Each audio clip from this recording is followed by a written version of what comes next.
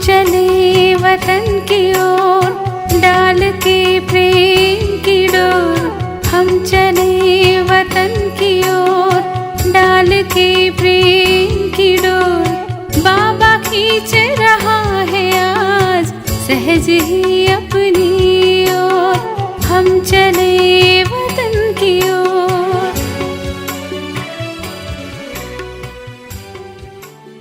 ஓம் சாந்தி. 7/2/1975 அவ்யக்த பாப்தாதா மதுபன். வாணியின் தலைப்பு திருப்திதான் சம்பூர்ண நிலையின் அடையாளமாகும். அனைவரும் இந்த நேரம் தன்னுடைய தோற்றம் மற்றும் எதிர்காலத்தை தெரிந்து கொள்ள முடியுமா? எவ்வளவிற்கெவ்வளவு நேரத்தின் அருகில் சென்று கொண்டிருக்கிறீர்களோ நேரத்திற்கு ஏற்றபடி தன்னுடைய சம்பூர்ண நிலையின் அடையாளங்கள் அனுபவத்தில் வருகிறதா? சம்பூர்ண நிலையின் முக்கியமான அடையாளங்கள் யாவை? ஆத்மா சம்பூர்ண நிலையை அடைந்து கொண்டிருக்கிறது என்பது முக்கியமாக எந்த விஷயத்தில் அனைவருக்கும் அனுபவமாகிறது?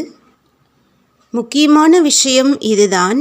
அந்த மாதிரி ஆத்மா எப்பொழுதும் தன்மேல் அனைத்து பாடங்களிலும் திருப்தியாக இருப்பதற்கான அனுபவம் செய்வார். மேலும் கூடவே மற்ற ஆத்மாக்களும் அவர் மேல் எப்பொழுதும் திருப்தியாக இருப்பார்கள். அப்படி திருப்திதான் சம்பூர்ணத்தின் அடையாளமாகும்.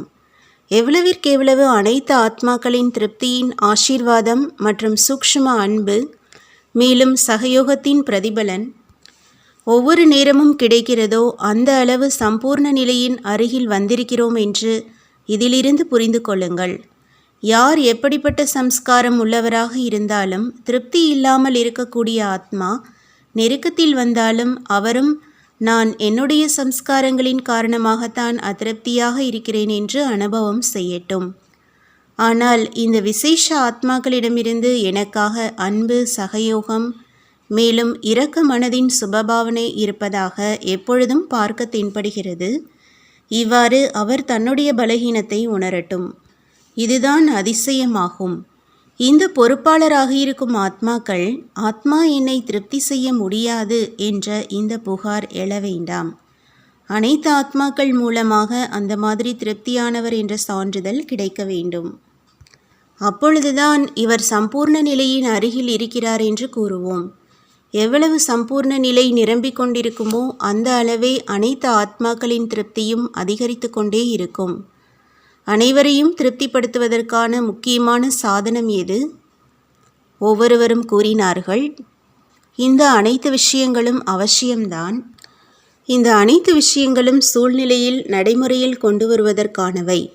எப்படி நேரமோ எப்படி சூழ்நிலையோ எந்தவிதமான ஆத்மா எதிரில் இருக்கிறதோ அந்த மாதிரி தன்னை வளைத்து கொள்ள முடிய வேண்டும் என்பதுதான் முக்கியமான விஷயமாகும். தன்னுடைய சுபாவம் மற்றும் சம்ஸ்காரத்தின் வசமானவராகவும் ஆக வேண்டாம். சுபாவம் மற்றும் சம்ஸ்காரம் அந்த மாதிரி அனுபவம் ஆக வேண்டும். ஸ்தூல ரூபத்தில் எப்படி நேரமோ அப்படி ரூபம், எப்படி தேசமோ அப்படி வேஷத்தை உருவாக்குகிறார்கள். அந்த மாதிரி சுலபமாக அனுபவம் ஆகிறதா? அந்த மாதிரி தன்னுடைய சுபாவம் சம்ஸ்காரத்தையும் நேரத்திற்கு ஏற்றபடி மாற்றம் செய்ய முடியுமா? எந்த ஒரு கடுமையான பொருளும் வளைய முடியாது. கடுமையான சம்ஸ்காரமும் நேரத்திற்கு ஏற்றபடி வளைந்து கொடுக்க முடியாது. எனவே எப்படி நேரமோ அப்படி உருவாக்க முடியும் அளவிற்கு ஈஸியான சம்ஸ்காரமாக இருக்கட்டும். இந்த பயிற்சி இருக்க வேண்டும். என்னிடமும் ஏதோ சம்ஸ்காரம் இருக்கிறது, ஏதோ சுபாவம் இருக்கிறது என்ற எண்ணத்திலும் வர வேண்டாம். எது அனாதி ஆதி சம்ஸ்காரமாக இருக்கிறதோ அதுவே சொரூபத்திலும் இருக்கட்டும். சம்ஸ்காரங்களின் பரிவர்த்தனை அனாதி காலத்திலிருந்தே இருக்கிறது. அதாவது காலச்சக்கரத்தில் வருவதினாலேயே பரிவர்த்தனையில் வந்து கொண்டே இருக்கிறார்கள். அப்படி ஆத்மாவில் சம்ஸ்கார பரிவர்த்தனையின் பயிற்சி இயல்பாகவே இருக்கிறது.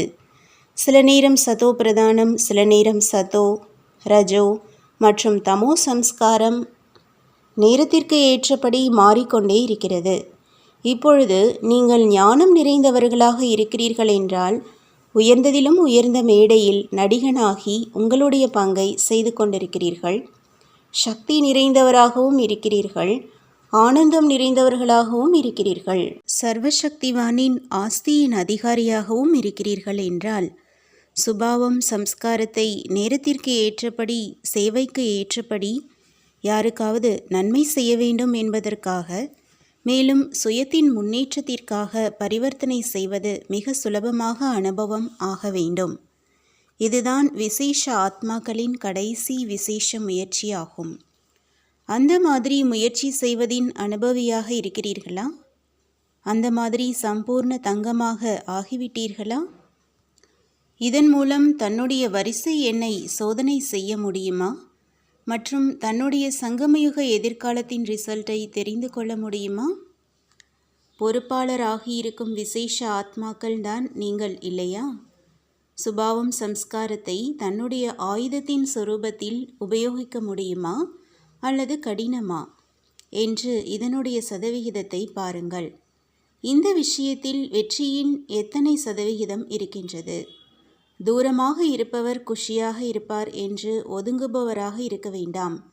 நெருக்கத்தில் வந்தும் உறவில் வந்தும் தானே தன்னுடைய உறவு நெருக்கத்தை அதிகரித்து வெற்றியடைபவராக ஆக வேண்டும்.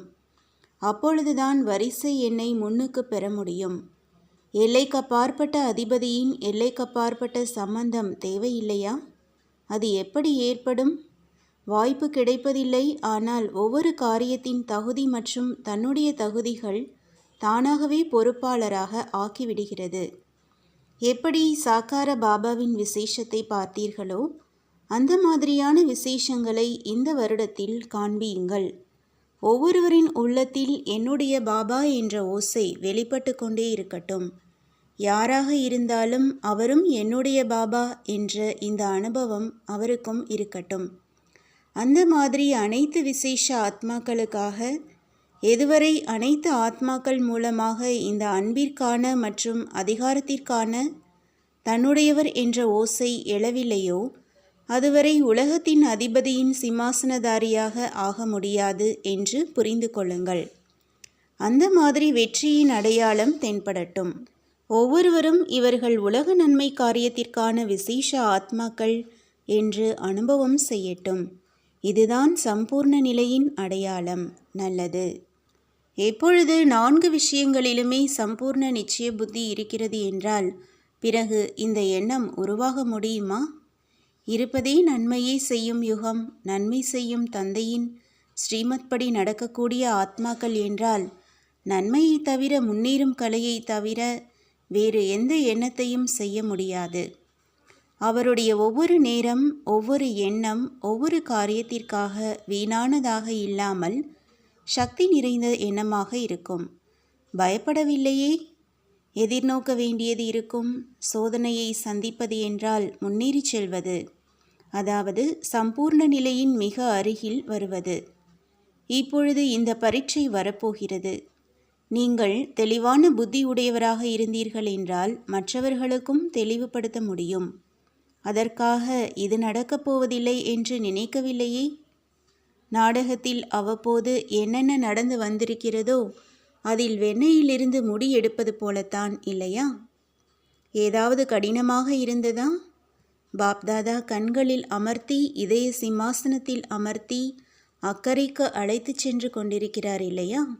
வேறு யாராவது கடைசி வரை துணையாக இருந்து அனைத்து சூழ்நிலைகளையும் கடக்க வைப்பதற்கான உறுதிமொழியோ மேலும் காரியத்தையோ செய்வார்களா என்ன? தந்தையோ கூடவே அழைத்தேதான் செல்ல வேண்டும் அல்லவா? சர்வசக்திவான் துணைவனாக இருந்த போதிலும் ஏதாவது எண்ணம் உருவாகிறது என்றால் இதை என்னவென்று கூறலாம்? அந்த மாதிரி வீணான எண்ணத்தை முடிவு செய்வது, எந்த ஸ்தாபனை காரியத்திற்கு பொறுப்பாளர் ஆகியிருக்கிறீர்களோ, பாப் தாதாவின் உதவியாளர்களாக இருக்கிறீர்களோ அந்த காரியத்தில் முழுமையாக ஈடுபட்டிருங்கள். தன்னுடைய ஈடுபாட்டின் அக்னியை இன்னும் தீவிரப்படுத்துங்கள். இந்த ஈடுபாட்டின் அக்னி மூலமாகத்தான் விநாசத்தின் அக்னி அதிவேகமான சொரூபத்தை தாரணை செய்யும். தன்னால் படைக்கப்பட்ட அழியாத ஞான யஜ்யத்தின் பொறுப்பாளராக பிராமணர்கள் நீங்கள் ஆகியிருக்கிறீர்கள். இந்த யஜ்யத்தில் முதலில் தன்னுடைய பலகீனங்கள் மற்றும் குறைகளின் ஆகுதியை போடுங்கள். அப்பொழுதுதான் முழு உலகின் ஆகுதி விழுந்த பிறகு முடிவு ஏற்படும். இப்பொழுது திடமான எண்ணத்தின் தீக்குச்சியை பற்ற வையுங்கள். அப்பொழுதுதான் இது நிறைவேறும். நல்லது.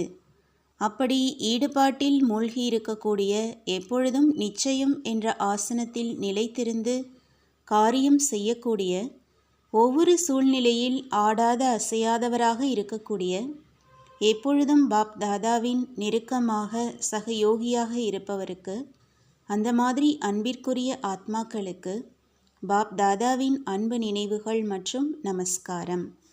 வரதானம்: பணிவுத்தன்மையின் விசேஷம் மூலமாக சுலபமாக வெற்றியை அடையக்கூடிய அனைவரின் மரியாதைக்குரியவர் ஆகுங்கள். அனைவர் மூலமாக மரியாதையை பெறுவதற்கான சுலபமான சாதனம் பணிவானவர் ஆவதாகும். எந்த ஆத்மாக்கள் தன்னை எப்பொழுதும் பணிவு என்ற விசேஷத்தினால் நடத்தி கொண்டிருக்கிறார்களோ அவர்கள் சுலபமாக வெற்றியை அடைகிறார்கள். பணிவானவர் ஆவதுதான் சுய கௌரவம் ஆகும். பணிவானவர் ஆவது என்றால் தலைவணங்குவது இல்லை, ஆனால் அனைவரையும் தன்னுடைய விசேஷம் மற்றும் அன்பினால் தலைவணங்க வைப்பது. தற்சமயத்திற்கு ஏற்றபடி எப்பொழுதும் மற்றும் சுலபமாகவே வெற்றியை அடைவதற்கான மூல ஆதாரம் இதுதான். ஒவ்வொரு காரியம், உறவு மற்றும் நெருக்கத்தில் பணிவானவர் ஆகுபவர்தான் வெற்றி ரத்தினமாக ஆகுகிறார். ஸ்லோகன்: ஞானத்தின் சக்தியை தாரணை செய்துவிட்டீர்கள் என்றால் தடை உங்களை எதிர்ப்பதற்கு பதிலாக தோல்வி அடைந்துவிடும். ஓம் சாந்தி. तुम बच्चों को तो सर्विस करनी है, जो बाबा कहते हैं सबको ये बताओ कि देखो तुम्हारा एम एंड ऑब्जेक्ट ये है, एक गीता है बढ़िया, ये राजयोग है ना बच्चे। कैसे है राजयोग? बिल्कुल सहज है कि बाप को याद करो तो ये वैसा मिलेगा तुमको।